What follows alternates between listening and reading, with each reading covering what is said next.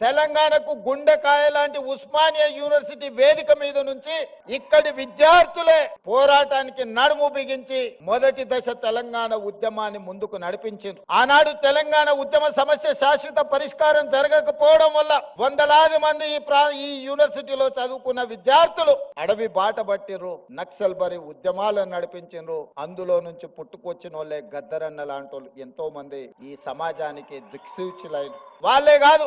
ఈ ఉస్మానియా యూనివర్సిటీ గొప్ప ఆర్థిక మేధావి పివి నరసింహారావు గారిని, ఉత్తమ పార్లమెంటేరియన్ జైపాల్ రెడ్డి గారిని, పోరాటాలకు పూర్తినిచ్చిన జార్జి రెడ్డిని, ప్రజా యుద్ధ నౌక గద్దరన్నను ఈ యూనివర్సిటీ మనకు ఒక గొప్ప వరంగా ఇచ్చింది. చాలా మంది మేధావులు, ప్రపంచంలోనే గుర్తింపు పొందిన జ్ఞానులను ఈ యూనివర్సిటీ మనకు అందించింది. ఈ యూనివర్సిటీ మలిదశ తెలంగాణ ఉద్యమంలో మనల్ని అందరినీ ముందుకు నడిపింది. ఆనాడు ఈ ఉస్మానియా యూనివర్సిటీ గడ్డ మీద నుంచే కాదు, గల్లీలలో, తండాలలో, గూడాలలో, మారుమూల పల్లెల్లో ఎక్కడ ధూమ్ ధామ్ జరిగినా ఆ ధూమ్ ధామ్ వేదికల మీద నుంచి జయ జయ హే తెలంగాణ నాదాన్ని, నినాదాన్ని అందశ్రీ గారు మనకు అందించారు. బడికే ఎల్లని ఒక పేదవాడి బిడ్డ గొప్ప ఆసు కవిగా తెలంగాణ ఉద్యమ స్ఫూర్తిని నింపి ప్రతి గూడెంలో, ప్రతి గుండెల్లో జయ జయ హే తెలంగాణ నినాదాన్ని నింపి తెలంగాణ రాష్ట్రాన్ని సాధించడంలో బడికెళ్ళని అందశ్రీ ప్రతి బడిలో ఈ తెలంగాణ నినాదాన్ని ఈ రోజు వినిపించే పరిస్థితి